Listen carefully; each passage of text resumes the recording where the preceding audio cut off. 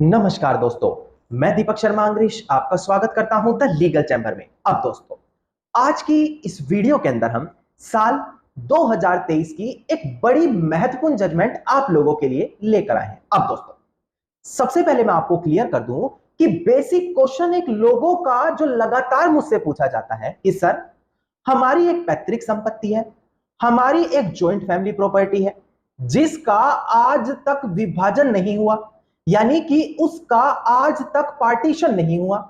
ऐसी स्थिति में हमारी उस प्रॉपर्टी में एक हिस्सेदार ने अपना हिस्सा बिना विभाजन किए आगे बेच दिया। अब जिस व्यक्ति को वो हिस्सा बेचा गया है, वो दबंगई दिखाते हुए, लड़ाई झगड़ा करते हुए हमसे संपत्ति कब्जाने की कोशिश कर रहा है। अब सिचुएशन हर केस में अलग अलग हो सकती है, पर फैक्ट यही है कि क्या संपत्ति का बिना विभाजन किए, यानी कि जब एक प्रॉपर्टी में बहुत सारे शेयरर हो, जॉइंट फैमिली प्रॉपर्टी हो, तो क्या उस संपत्ति को बेचा जा सकता है जब तक उसका विभाजन नहीं हुआ? ऐसी कंडीशन में प्रोविजंस क्या कहते हैं कानून में, सुप्रीम कोर्ट क्या कहता है, लेटेस्ट जजमेंट जो आई है साल 2023 की, उसके अंदर क्या क्लैरिफिकेशन दी गई है, ये सारी चीज मैं आज की वीडियो में आप लोगों को क्लियर करके देने वाला हूं। क्योंकि यह समस्या बहुत लोगों की बनी है कि उनका जो हिस्सा होता है, या तो जो बहुत वैल्यूएबल हिस्सा होता है प्रॉपर्टी का, वो बाहर बेच दिया जाता है और बाद में बाकी व्यक्ति परेशान लगे रहते हैं, केस करने के चक्कर में लगे रहते हैं। उनको प्रॉपर नॉलेज नहीं होती कि क्या इस प्रकार की सेल को वैलिड माना जाएगा या वॉइड माना जाएगा। ये सारी चीज मैं अब आज की वीडियो में आप लोगों को क्लियर करके देने वाला हूं। अब दोस्तों, अगर आप लोगों को हमारी ये वीडियो अच्छी लगती है, आप लोगों को हमारी तरफ से किए गए एफर्ट्स अच्छे लगते हैं, तो मेरा आप लोगों से अनुरोध है, वीडियो को आप लाइक जरूर करें और साथ ही साथ अपना वैल्यूएबल कमेंट सेक्शन में जरूर लिखें। तो चलिए दोस्तों, अब आज की इस वीडियो को हम ज्यादा लंबा ना करते हुए आज की इस वीडियो को स्टार्ट करते हैं।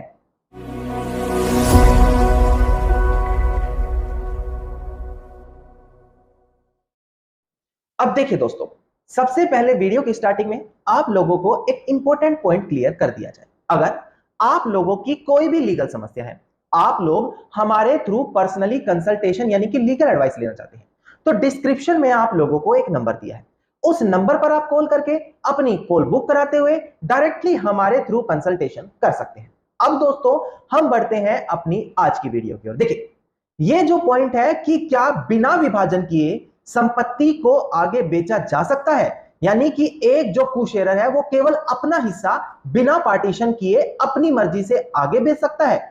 इस टर्म को समझने के लिए सबसे पहले आपको section 44 transfer of property act के प्रोविजन को बड़ी ध्यान से समझना पड़ेगा, क्योंकि यही प्रोविजन है जो आपको सभी पॉइंट आपके क्लैरिफाई करेंगे। इसके बाद आगे हम सुप्रीम कोर्ट की जजमेंट भी क्लियर करेंगे, साल 2023 की जजमेंट भी क्लियर करेंगे। पहले इस प्रोविजन पर आप ध्यान दीजिएगा। अब देखिएगा दोस्तों, डिस्प्ले पर आपको section 44 transfer of property act दिखाई देगा।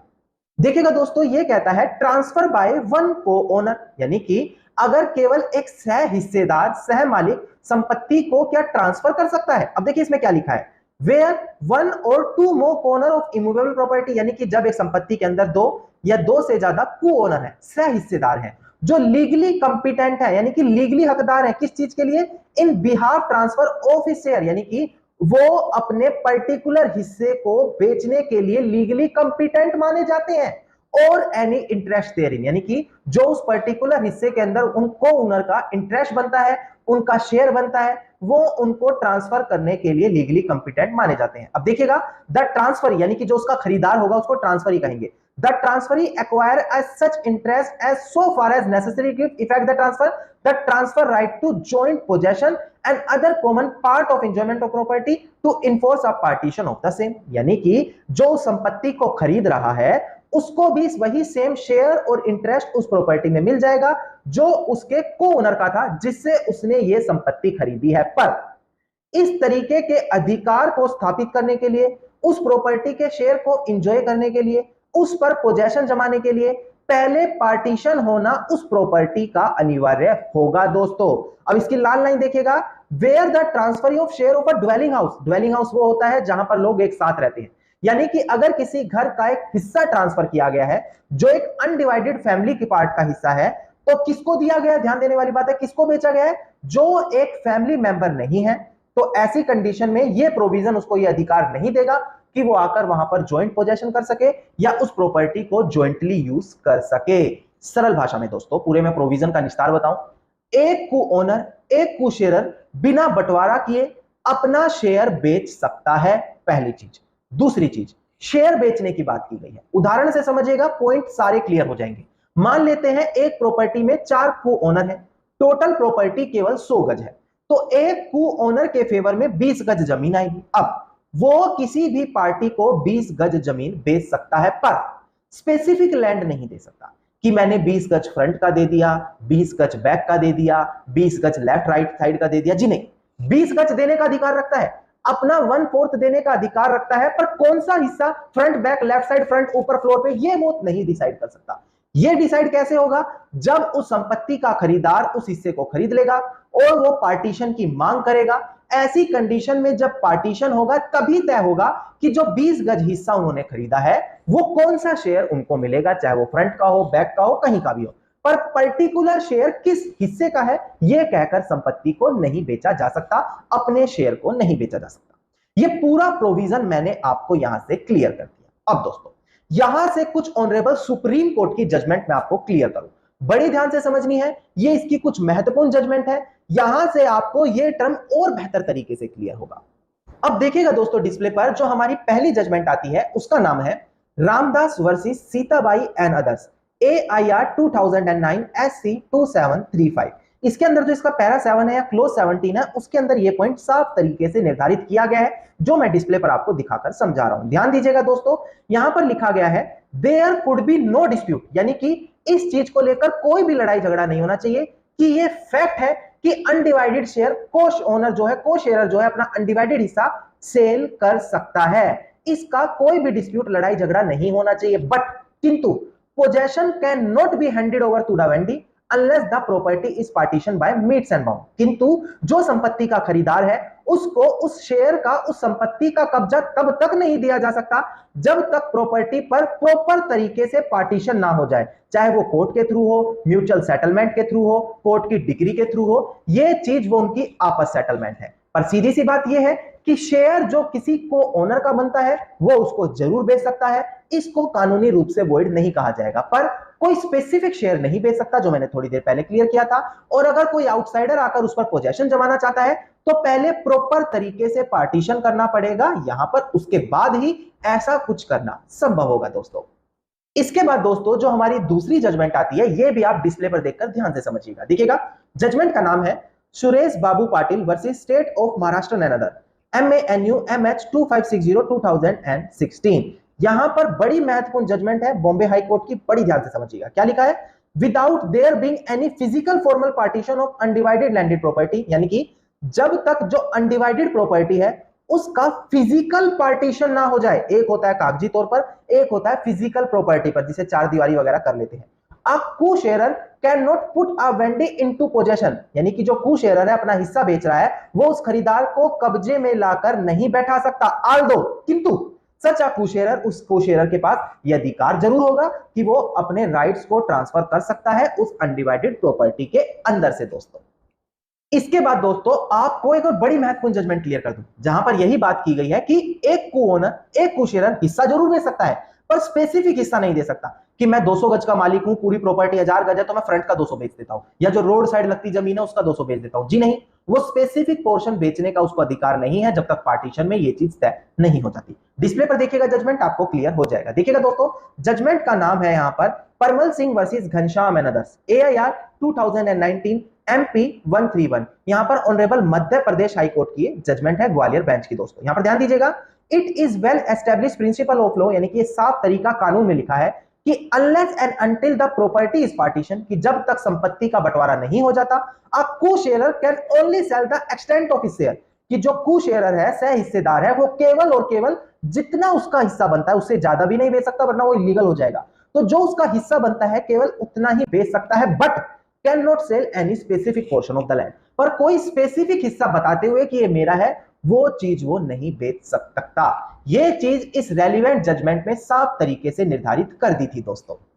अब दोस्तों एक और बड़ी महत्वपूर्ण जजमेंट आपके साथ डिस्कस कर लूं जो सेक्शन 22 हिंदू सक्सेशन एक्ट से डील करती है। यानी कि प्रिफेटेरियल राइट्स के बारे में। अब ये क्या होता है, सबसे पहले हिंदी में आप समझ लें ताकि कंसेप्ट आपको पहले क्लियर हो जाए सरल भाषा में। देखिए, कई बार जब एक एंसेस्ट्रल प्रॉपर्टी होती है, जॉइंट फैमिली प्रॉपर्टी होती है, तो क्या होता है, क्लास 1 के जो लीगल हियर्स हैं, यानी कि क्लास 1 के जो उत्तराधिकारी हैं, उनके पास एक स्पेशल अधिकार दिया है कि अगर एक कू-शेयरर, कू-ओनर उस संपत्ति को परिवार के बाहर बेचना चाह रहा है, तो पहले जो पारिवारिक सदस्य हैं, क्लास 1 के लीगल ईयर्स हैं, उन सभी को उस हिस्से को उनको पहले ऑफर करना पड़ेगा कि भाई मैं अपने इस पर्टिकुलर शेयर को बेचना चाह रहा हूं, आप इसे खरीद ले, नहीं खरीदते तो मैं इसको बाहर बेचूंगा। इसको कहा जाता है प्रिफेटेरियल राइट, जो उनको शेयरर को मिल जाता है। अगर ऐसी चीज नहीं की गई, यानी कि उनको पहले नहीं ऑफर किया गया, सीधा ही बाहर बेच दिया गया, तो इसको कानून में वॉइड माना जाएगा। एक बड़ी महत्वपूर्ण जजमेंट थी ऑनरेबल सुप्रीम कोर्ट की, बाबूराम वर्सेस संतोष सिंह।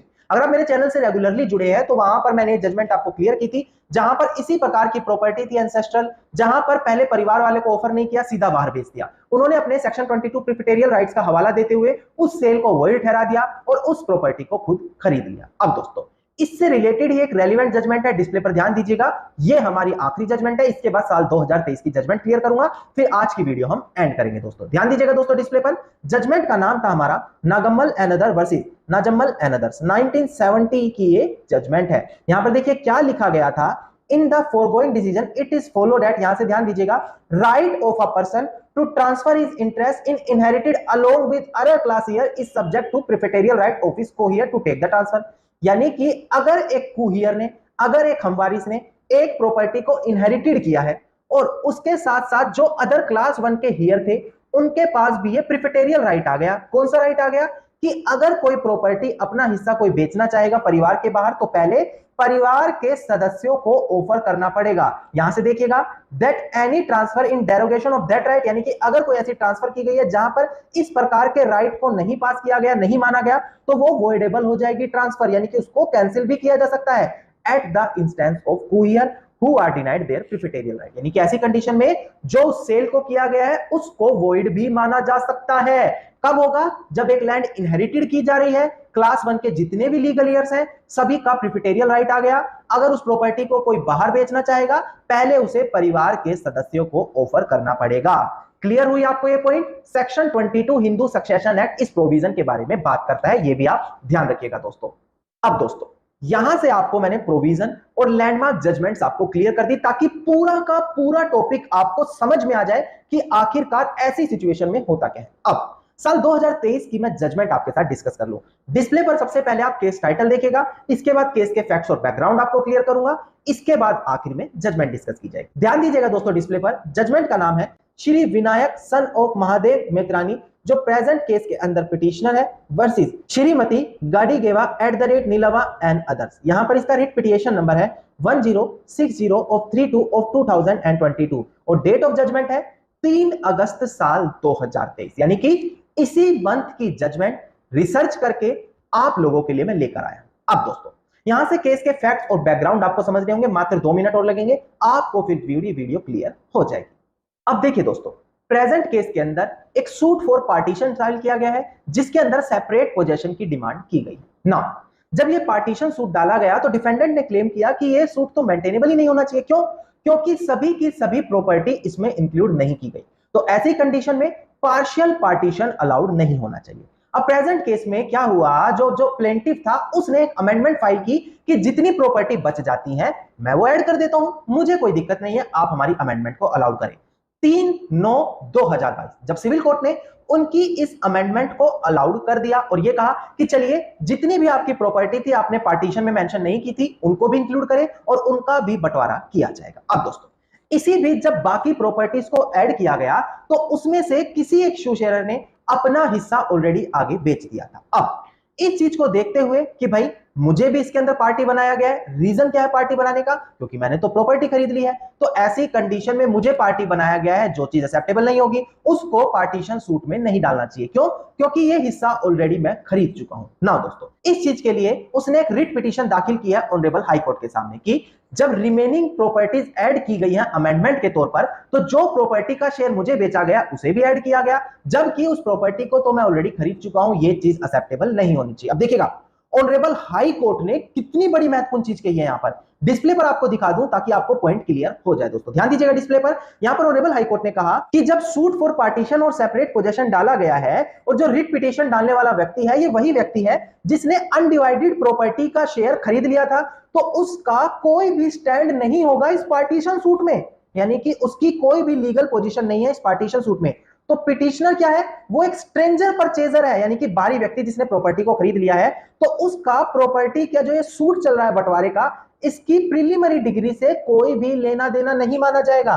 केवल अगर उस पिटिशनर को यानी बाहरी खरीदार को पार्टीशन के अंदर पार्टी बना दिया गया, इंप्लीड कर दिया गया, तो उसको यह अधिकार नहीं मिलता कि वो पिटिशनर ये चीज तय करे कि इस सूट को, इस बंटवारे के केस को कैसे आगे बढ़ाया जाए, इसमें क्या किया जाए क्या ना किया जाए, क्योंकि जो वो पिटिशनर है उसको केवल जब फाइनल डिग्री होगी तभी उसकी सुनवाई होने योग्य होगी।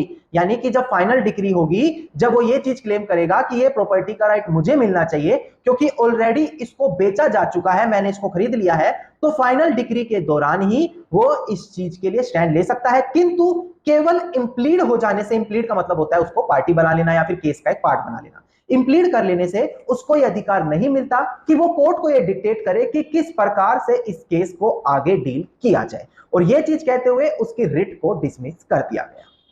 अब दोस्तों यहां से आपको क्या क्लियर हुआ? आज आपको क्लियर हुआ कि बिना विभाजित किए भी प्रॉपर्टी को आगे बेचा जा सकता है अपने हिस्से तक, किंतु स्पेसिफिक पोर्शन नहीं बेचा जा सकता, पहली चीज। दूसरी चीज, यहां पर अगर स्पेसिफिक पोर्शन बेचा गया है तो उसके लिए स्टैंड लिया जा सकता है। तीसरी चीज, अगर क्लास 1 लीगल ईयर्स ने प्रॉपर्टी को इनहेरिटेड किया है तो वो पहले अगर बेचना चाहते हैं अपना हिस्सा तो पहले क्लास 1 के लीगल ईयर्स को ऑफर करना पड़ेगा।